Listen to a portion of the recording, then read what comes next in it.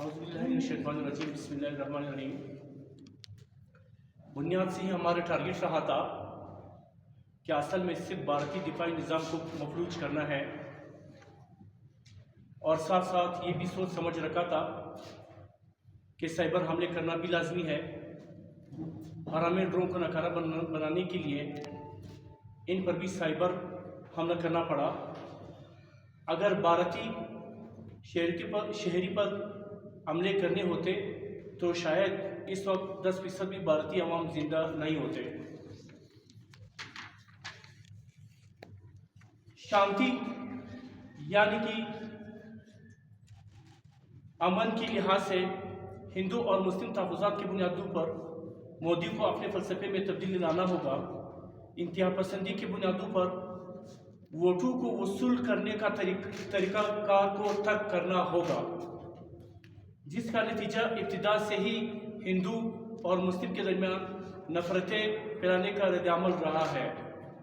मुस्तक़बिल के हवाले से पाक भारत दोनों ममालिक को एक टेबल पर देखना चाहता हूँ। एक मस्बत सोच के तहत ही तब जाकर मोदी एक अजीम लीडर तस्लीम किया जा सकता है, जबकि भारतीय अवाम एक दूसरे के साथ आपस में यहाँ तक के बहुत ही ज़्यादा मोहब्बत करते हैं कि आपस में शादियाँ तक भी कर चुके हैं।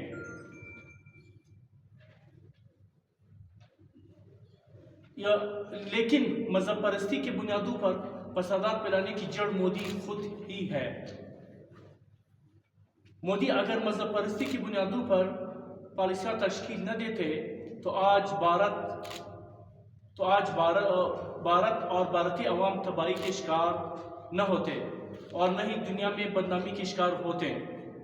मोदी ने भारतीय अवाम का ज़रा सा भी ख्याल नहीं रखा गया था और न ही भारतीय अवाम पर रहम किया है। एक न्यूक्लियर मुल्क से जंग का आगाज़ करता हुआ बहुत ही ज़्यादा रिस्क लिया था और बुरी तरह शिकस्त मिलने पर खुद को इतना ज़्यादा ख़राब किया है। एक बड़े महफिल में फ्रांस के सदर ने मोदी से हाथ मिलाने तक का गवारा नहीं समझा था और ये आलमी सतह पर एक अरब से ज़्यादा आबादी रखने वाला भारतीय मुल्क का इज़्ज़त खाक मिल चुका है, जबकि दौरान जंग इस बात में ज़रा सा भी शक नहीं है कि भारतीय मुल्क का किस्मत अच्छा था कि उन्होंने बाकी जहाज़ों का उड़ान नहीं भरा था, वरना दौरान जंग एक भी जहाज़ नहीं बच सकता था और ये बिल्कुल नामुमकिन होता कि उनके जहाज़ जो है बचने का जो है थोड़ा सा भी मौका अगर होता। दरहकीकत दूसरी जानिब भारतीय वज़ीर-ए-आज़म मोदी का डायलॉग बखौरसाली करता हुआ मोदी का भारतीय फिल्मों में काम करना चाहिए कि जिसके बाद दुनिया भर में भारतीय फिल्मों का जवाब ही नहीं होगा। मौजूदा सूरत-ए-हाल के मुताबिक उनकी जगह वज़ीर-ए-आज़म की कुर्सी नहीं है बल्कि हॉलीवुड है, जबकि मुस्तक़बिल में साइबर क्राइम के ज़रिए ही एटम बम को नकारा करने होंगे, क्योंकि एटम बम का एक फ्रीक्वेंसी तब्दील करते ही कि जिसके बाद एटम बम मुकम्मल तौर पर नकारा बन जाता है और चलाने की सलाहियत नहीं रखता, बिल्कुल एक मच्छर जैसा हैसियत रह जाता है उनका।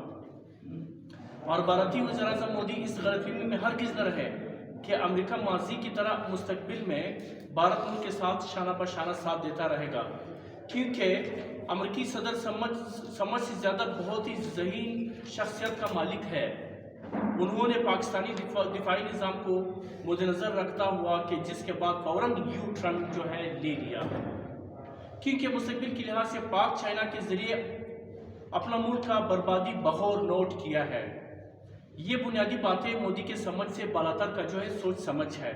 अगर दौरान जंग पाकिस्तान ख़राब हो जाता कि जिसके बाद पाकिस्तान की सरजमीन से मुस्तक़बिल के लिहाज से अफ़गानिस्तान और ईरान मुल्क की तबाही के साथ साथ चाइना मुल्क भी तबाही का शिकार हो जाता था, जबकि भारतीय मुल्क के पास मदद के लिए इसराइल, रूस, फ्रांस अंदरूनी तौर पर मुकम्मल तौर पर अमेरिका हर हवाले से दिफाई किरदार अदा करता आ रहा था, जबकि नाकामी की सूरत में अमेरिकी सदर ने जल्द ही यू टर्न ले लिया। दरहकीकत ट्रंप को हर सूरत अपने मुल्क की दिफा अजीज़ है और अपने मुल्क की दिफा और बका अजीज़ है, क्योंकि इससे पहले इन सब का मुश्तरका फैसला था कि पाकिस्तान को हर सूरत में نقشے صحیح ختم کرنے کا عہد رکھے تھے کہ جس کے لیے 300 جہاز ایک تھے، 36 رائفل طیارے دوسرے تھے، سب الرٹ تھا۔ S-400 کی بیٹری بھی مکمل طور پر چارج تھا اور ان کی نیوی بھی بالکل الرٹ تھی۔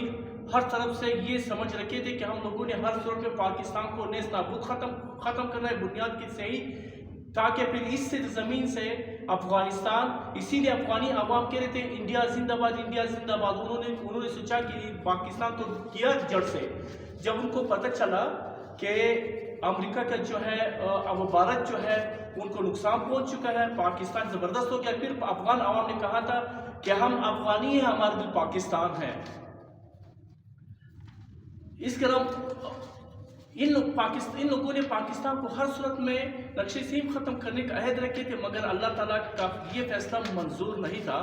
جب اللہ تعالیٰ کی مدد سے بازی پلٹ گئی، ان کے تمام اقوام کو اس کے لیے تمام اقوام کو 2 رکعت بطور نوافل ادا کرنے چاہیے تھے۔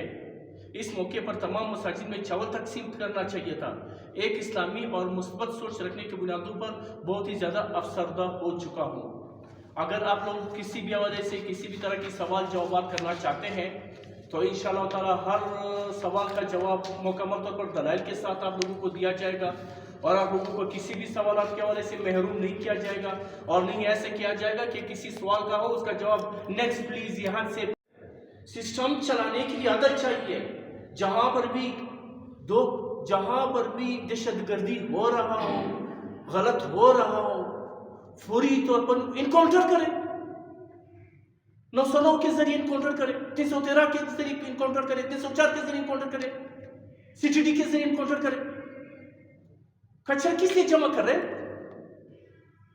ہر بندہ جو ہے آ کر جو ہے میڈیا پر پاکستان کے خلاف، حکومت کے خلاف جو ہے وہ اپنی آرمی کے خلاف اس طرح کی جو ہے غلط الفاظ استعمال کر رہے ہیں۔ دو 5-6 بندوں کو سزا دے دو، پھر دیکھتا ہوں کون غلط بات کرے گا۔ لیکن اگر کوئی بھی غلط کر رہا ہو، گورنمنٹ کے اندر بھی غلط فاصلے ہو، تو دلیل کے ساتھ ثابت کرو، آ کر پریس کانفرنس میں میڈیا کے سامنے رکھ دو کہ یہ سچویشن ہے، یہ طریقہ ہے، یہ صحیح، یہ غلط، اس طرح نہیں کرنا چاہیے، تاکہ ہر بندہ کے لیے یہ ہے۔ ابھی جبکہ مجھے پتہ چلا کہ صحافیوں اور گورنمنٹ کی پریس کانفرنس کے دوران تھوڑا سا ہلچل مچ گیا تھا۔ اگر ان کے اندر صلاحیت ہوتا بات چیت کرنے کا تو وہ صحافی حضرات کو سوالات کا جواب دیتے، بدتمیزی نہ کرتے۔